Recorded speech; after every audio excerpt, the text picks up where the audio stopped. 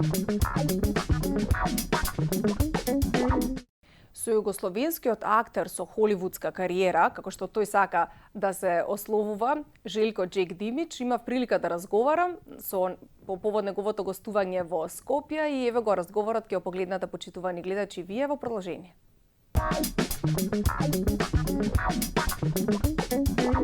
You have wrong guy.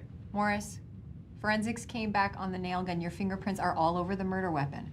I must use nail gun for carpenter. Well, then what was your truck doing parked on her street on Wednesday? She say, come see her.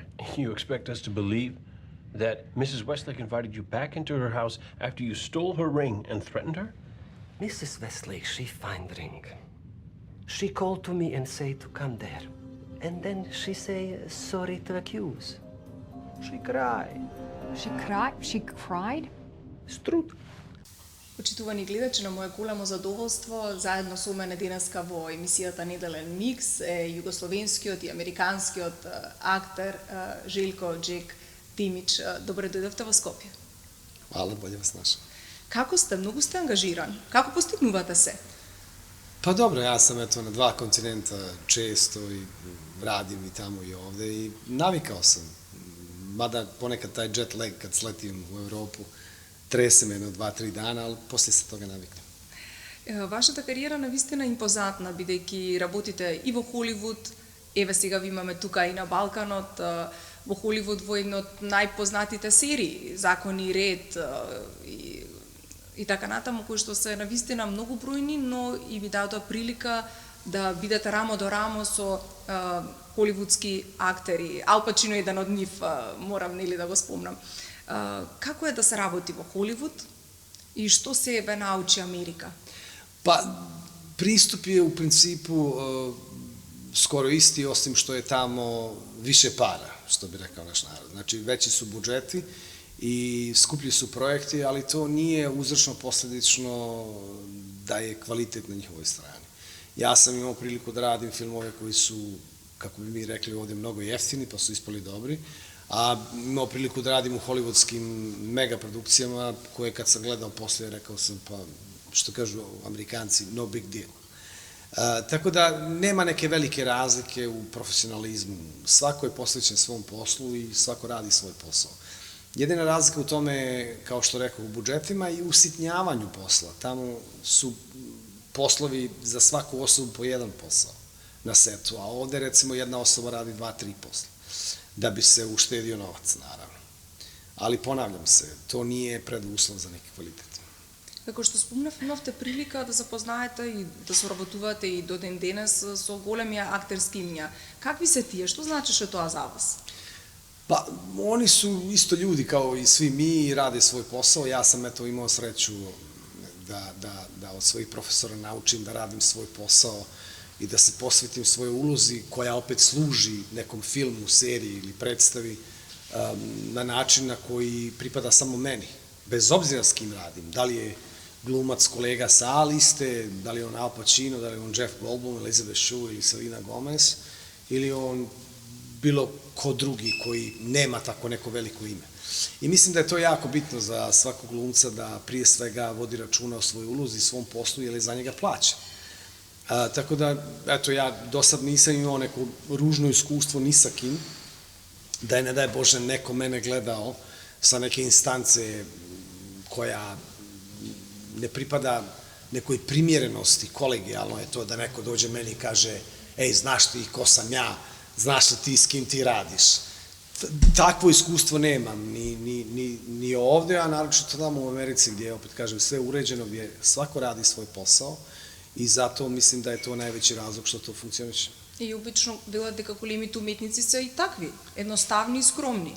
Pa oni su samo ljudi, mislim, ja znam da je ljudima često teško da to shvate kad čitaju u novinama da neko zarađuje $10 miliona po filmu ili ne znam nije, ali na kraju dana, što bi rekla u Americi, svi ti ljudi su ti koji idu na spavanje uveče i ujutro se bude uz neku kafu i kažu sebi, ako su svjesni toga naravno, da je samo živ čovjek u pitanju, da li je on bogat ili siromašan ili uspješan ili neuspješan u ovom poslu. Mislim da je Ja sam često ponovio tu priču sa Jane Fondom i sa njenom ćerkom, kada je njena ćerka pitala majku kako se osjećaš u toj poziciji u kojoj jesi, a njena majka kaže u kojoj poziciji? Pa to što jesi. A onda njoj majka uzvrti i kaže, pa dobro, šta ti hoćeš? Pa kaže, ja hoću da budem kao ti. A šta je to kao ja? Ona kaže, da se popnem na vrh brda. A njoj majka kaže, i šta onda? Pa kaže, ništa, to je to. Pa kaže, draga moja ćerko, da li znaš da i u ovom poslu, i ne samo u ovom poslu, već i u životu, kad se popneš na vrh brda, sledeća stanica je nizbrdo. Kad sam čuo tu priču od svog profesora Dena Grimaldija, koji je dobar prijatelj sa Jane, rekao sebi u ogledalo, sjećam se, pošto imamo divnu vježbu na Strasburgu koja se zove mirror exercise na engleskom, ogledalo kad student glumac razgovara sa samim sobom, ja sam rekao samom sebi, da Bog da se ti, Željko, nikad ne popeo na vrh brda. Jer ko od nas želi da ide nizbrdo? Ja ne. You've all been asked here today because you represent the most strident opposition to dead clade walking. You might be interested to know that we recently found a Nanotyrannus skeleton that may have been buried well above the KT layer. Unfortunately, the fossil was destroyed and the person in possession of it was killed.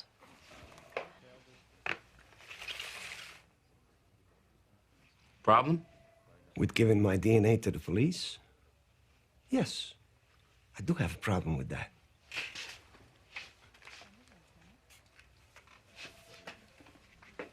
Спомнавте дека се огледувате себе си во огледало. Колку е важно самите пред себе да сме си искрени, да застанеме пред огледало и никако да се соголиме, да сме комплетно искрени, да видиме до каде сме, што сме, никако да разговараме со самите себе. Mislim da je to preduslov za jedini život koji imamo, da ga živimo na jedini mogući način, a to je, što kaže moj divni otac, da ne lažemo sami sebe. Jer, bez obzira čim se bavimo, ja ne znam šta može sutra sa mnom biti, ili, što kaže jedan moj dobar prijatelj Amerikanac, I don't know if I'm gonna wake up tomorrow. Ja ne znam da li ću se probuditi sutra. Ja jedino što znam to je da dugujem Željku, samom sebi, u jedinom životu koji imamo, nas dvojica, to jest ja, da svaku noć odemo na spavanje i svako jutro se probudimo na jedini mogući način, a to je sa istinom. Jer često se dešava, to gledamo i u medijima i oko nas, da mislimo da je laž rješenje koje nas može spasiti. Mislim da je to najveća zabluda svakog čovjeka, bez obzira čim se bavi. Ja sam imao sreću da rastem u porodici koja nije imala mnogo materijalno, ali sam imao svu ljubav ovog svijeta. I uvijek sam bio kažnjavan kad lažem. I to me naučilo da kasnije, kad postanem neki dečkić ili momak ili kasnije odrastao čovjek, ako sam još uvijek odrastao, ponekad mislim da nisam, da samog sebe korigujem u svakom trenutku kad biram između istine i laži. Čak i kad sam primoran na nju, ja izbjegavam. Ali laž sa samim sobom je najveća kazna koju možemo sebi odrediti u jedinom životu koji ima. I ja to izbjegavam maksimalno. И со право, навистина е така. Сами себе не можеме да се лажеме. Тука сте дојден по повод вашата монодрама Ој живот е. Како вие би ја карактеризирале монодрамата? Со какви импресии сакате публиката да си замине од како ќе изгледа? Predstava za jednog čovjeka, za jednog glumca, najteži oblik zanata kojim se bavim, jer imate zadatak da držite pažnju od, u ovom slučaju, 52 minuta, nemate nikog, nemate partnera, nemate pomagalo, ja imam sto, stolicu i metlu i treba da se nosim sa vama u publici 52 minuta i da držim vašu pažnju, da vi ne gledate u mobilni telefon ili, što kaže moj profesor, ne zijevate po sali, ali i ako se to desi, niste vi krivi, to sam ja koji nisam odradio svoj posao. Najteži oblik zanata je monodrama i ja sam zahvalan Josipu Pejakoviću, kolegi koji je ustupio od meni monodramu Moj život da je radim. I meni je to izazov, skoro sam, evo, prije nekoliko dana i sad za vašu koleginicu ponovio da je ja igram svaki put kao da je nikad nisam igrao, da je doživljavam svaki put kao da ja nikad nisam bio u toj ulozi i mislim da je to jedini način, a vezano za ovo vaše pređašnje pitanje, da je ja istinski doživljavam i da vjerujem samom sebi, jer je to jedini preduslov da vi vjerujete meni. И колку е важно да се верува во самиот себе, општо во животот? Pa ja mislim da smo bez toga, kao ovo zlo što nam se dešava, što se zove internet i videoigrice i sve ono što je laž, što je mimikrija, što nas odvraća od stvarnog života. Ja moram ovo da ispričam. Imam prijatelja, Denis se zove, neće mi zamjeriti, neću mu reći prezime, on je Amerikanac. I mislim da je prošle godine u proljeće smo bili na nekoj zabavi u Njujorku, na Manhattanu, i mislim da odgovorim na vaše pitanje koliko je istina i koliko mi živimo, pod znacima navoda, ja se trudim da ne živim laž, ali koliko smo okruženi lažu svaki dan. I njemu se dopadne jedna djevojka na toj proslavi gdje smo bili i on meni kaže da on misli da ona njega gleda. Ja njega pitam da li ti nju gledaš? On kaže pa da. Pa ja kažem pa dobro, ti si neki muškarac, izvini, treba da joj priđeš. Kaže slažem se s tobom. I on joj priđe i razgovarali su, nemam pojma koliko. Dugo i on se meni vrati i on kaže jao, bio si u pravu. Ja sam rekao neke lijepe riječi za nju, da je poznajem slučajno i da je ona divna osoba, koliko je ja poznajem. I on je meni rekao, napravili smo kontakt i sve je super, drago mi je da se me okuražio da njoj priđem, ali ja kažem, pa dobro, šta je sljedeći korak? Idete na kafu ili na ručak ili tako nešto? On kaže, ne, sutra ćemo da čatujemo na Tinderu. Ja kažem, Denise, mislim, na engleskom bolje zvuči, ali da ne govorim na engleskom sad. Ja kažem, Denise, brate rođeni, pa uživo si je upoznao, razgovarao s njom, popili ste, šta ste pili, nemam pojma, vino ili šta drugo. Kaže, ne, tako se to danas radi. I ja sam toliko bio deprimiran tu noć, da je to meni bilo čovjek koji je odrastao, Denis je inače slučajno mlađi od mene 10 godina, ali nije on toliko mlad. И зошто тоа така функционира? Ете, тој практично имал девојката тука до него. И не знам тој момент да го искористи. Туку овие некои нови начини на комуникација. Zato što je on nemoćan. U odnosu na ono što Нема само доверба, мислите? U odnosu na ono što mu se servira svaki dan. Evo, danas moj brat, mi se vozimo, moj brat u strica, kaže, ima divnu aplikaciju, napravi aplikaciju koliko vremena provede na Facebooku i na Instagramu. I onda kad je napravio rezime o koliko minuta i sati se radi, kaže, pa znaš ti koje sam ja stvari mogao da uradim za to vrijeme. I mi smo toga svi svjesni, a to i dalje radimo. И кој е решението? Затоа што еве системски ние доживуваме колапс. Ево ова што се случува во Србија, тоа може да се случи секаде, не дај Боже, и се случува и во светот и така натаму. Која е причината за сето тоа? Интернетот ли? Nisam toliko pametan da odgovorim na vaše pitanje, niti sam Nostradamus da vidim budućnost, ali što kaže moj komšija Poglo, koji je tesar po struci, ja bi to sve isključio. Da počnemo od početka. Ja bi izvukao kabal iz zida. Da. Jer bojim se da smo došli, evo, ovi događaji poslednji koji ste spomenuli u Beogradu i u Srbiji, su najbolji pokazatelji koliko smo mi u stvari nemoćni. I koliko smo mi svi kao protiv toga, a mi to svakodnevno radimo, znači mi usisavamo, to nas usisava svakodnevno. Таа агресија, не знам сега како е во Америка, не можам да зборувам. Ista priča, potpuno ista priča. Pa, mislim, samo kod nas, evo, kasni, pošto mi uvijek kasnimo sa svim, pa i sa ovim strahotama, ali isto. Tamo je to, oni su već navikli. Tamo je to 2 puta sedmično. Da li je Oklahoma, da li je Arizona, da li je Boston, da li je Washington, da li je Louisiana. I eto, тоа го имаме сега. I ljudi su toliko oguglali na to, što mene najviše brine, da Hegel je jednom napisao, Najveće zlo je kad se priviknemo na zlo. Jer od tog zla većeg zla nema. I to nam A se едно dešava. зло донесува друго зло. Naravno. Can I help you? Yeah, I'm looking for Joshua. He's on vacation for a couple of weeks. Really? He didn't mention anything to me. And you are? I'm Carlos Carrasco. I'm Joshua's friend. Come here all the time. Oh, yes. Carlos. We've never met. Joshua didn't mention you, though. Frank. Pleasure meeting you. Joshua asked me to look after his place while he's out of town, attending some personal business. Nothing serious, I hope. I'm not entirely sure of the details myself. He did, however, say that you would be stopping by. You did? Mm-hmm. In fact, he left something for you. Please, follow me. Por favor. Еве само ако да позборуваме и за вашата југословенска, еве балканска кариера, во најпопуларните серии имате одлични улоги: Клан, државни службеник, есента имавте премиера и на филмот Вера. Како е па сега на Балканот да се работи, кажете ни од една друга перспектива?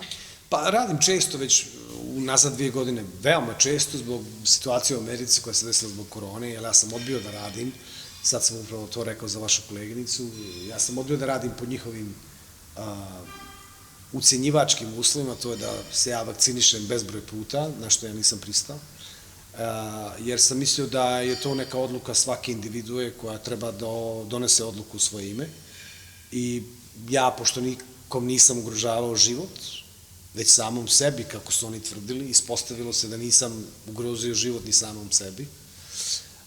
Ja sam donio odluku da stavim svoju karijeru na policu od 1.8 meseci, da izgubim finansijski, ali vjerujte mi da mi se ponovo stavlja taj izbor. Ja bi ponovo donio istu odluku, jer što kaže moj otac, ako poklekneš pred samim sobom, onda ne vrijediš ništa i ne zanima me koliko si Oskara dobio. Ja nemam još ni jedan i ne znam da li ću ga ikad dobiti, ali svoj Oskar sam davno dobio od svog oca, a to je da sam ljudsko biće koje je on doveo na ovu planetu zajedno s mojom majkom. Да, навистина убаво и каков човек сте, тоа е можеби најголем Оскар. Какви сме сите ние? Sve ostalo što kaže moj divni ujak, on živi u Švedskoj, on je onako prostodušan čovjek, divan čovjek, on kaže, moj Željo, i onako jednog dana samo odlazimo, a ovdje smo samo u prolazu. Така е. Вие игравте и главната улога во филмот за Никола Тесла, односно го игравте Никола Тесла, кој беше и номиниран за Оскар 2020 година. Раскажете ни за тоа искуство. Divno, ja sam eto u 2 navrata igrao Nikolu Teslu u predstavi Chevy Graubert, koja se zove Tesla, engleske spisateljice na Off-Broadway u St. Mark's teatru, i nakon toga u seriji, u dokumentarno igranom filmu Teslin narod, Željka Mirkovića, koji je, kako vi rekao, ste kvalifikovan za Oscara 2020. godine. Jedno divno iskustvo, eto, jedan čovjek koji je meni bio fascinantan od još djetinjstva, prije nego što sam i maštao i razmišljao, nikad nisam ni pomislio da ću ga igrati. I zahvalan sam i Šeri i u predstavi, i Željku Mirkoviću u seriji i u filmu Teslin narod. I neću stati na tome, ja već duže vrijeme mi se mota po glavi kad nađem adekvatnog čovjeka koji će da napiše monodramu Nikola Tesla po svim materijalima koje ja imam o Nikoli Tesli. To će vjerovatno biti moj projekat za sljedeću godinu kad ću stati na scenu kao večeras kod vas ovdje u formi monodrame da igram monodramu Nikola Tesla. Тоа би била навистина убаво. Да. Кои се вашите следни ангажмани? Денеска завршувате монодрамата во Скопје и што е оно следно што ве очекува? Upravo sam dogovorio prije 3 dana u Beogradu seriju koja se zove Pohota na srpsko-hrvatskom, Last na engleskom, to je koprodukcija, igram američkog profesora Michaela Malonea, koji dolazi na Filološki fakultet u Beograd da predaje i radi se o jednoj psihološkoj drami po uzoru na Twin Peaks. čuvenu seriju Davida Lyncha. I radujem se toj ulozi jer je veoma kompleksan, veoma dubok, obojen svim mogućim bojama, jedan karakter koji ima ogroman problem sa sobom. Ja volim da radim te teške likove. To snimam od kraja juna do početka avgusta i paralelno radim film Zlatni rejs 42 Lordana Zafranovića. Moji datumi su, koliko sam ja shvatio, 4. juna je moj prvi snimajući dan, ukoliko sve bude u redu, jer je snimanje već odgađano nekoliko puta. Tako da su to projekti za ovo ljeto i vjerovatno ću cijelo ljeto provesti u regionu, odnosno od kraja maja do sredine avgusta. Ви годи, ви пријали да бидете тука? Ja volim ovaj svijet. Meni je ubi bene ibi patria, što kažu Latini. Domovina ti je tamo gdje ti je dobro. Meni je lijepo i u Njujorku, i u Arizoni, i u Bostonu, i u Londonu, i u Moskvi, i u Sofiji, i u Skopju, i u Beogradu, i u Pragu, i St. Louisu, i Stokholmu, i Oslu, i Sasnicu, i Trelleborgu, i Drezdenu. Ja sam, eto, neko dijete koje voli ovaj život i, eto, dosad sam imao sreće da nigdje nisam morao reći da nisam poželjan i da me ne žele tamo. Zato se lijepo osjećam i u ovom divnom Balkanu. Moram reći subjektivno, uz dužno poštovanje svim ovim mjestima koje sam nabrojao, normalno da mi najbliži teritoriji koja se zove, ja i dalje zovem Socijalistička federativna republika Jugoslavija. Nekad to nekom zasmeta, ja mu se izvinim, a onda mu kažem na engleskom, that's your problem, not mine. Имате ли, Желко, Джек, како сакате да ве нарекувам, порака за гледачите за крај на интервјуто? Што би им порачале на гледачите? Имате ли некој совет, некоја убава порака за нив? Imam. Kratko i jasno. Živi danas, nemoj juče, sačekaj sutra. Па, баш убаво. Ви благодарам за интервјуто и успеси понатака. Благодарам.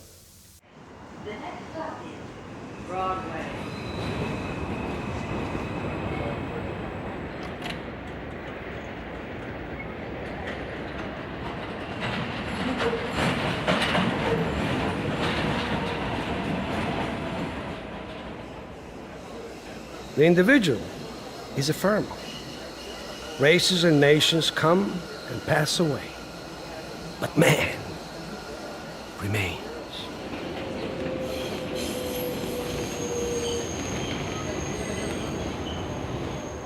Therein lies a profound difference between the individual and the whole.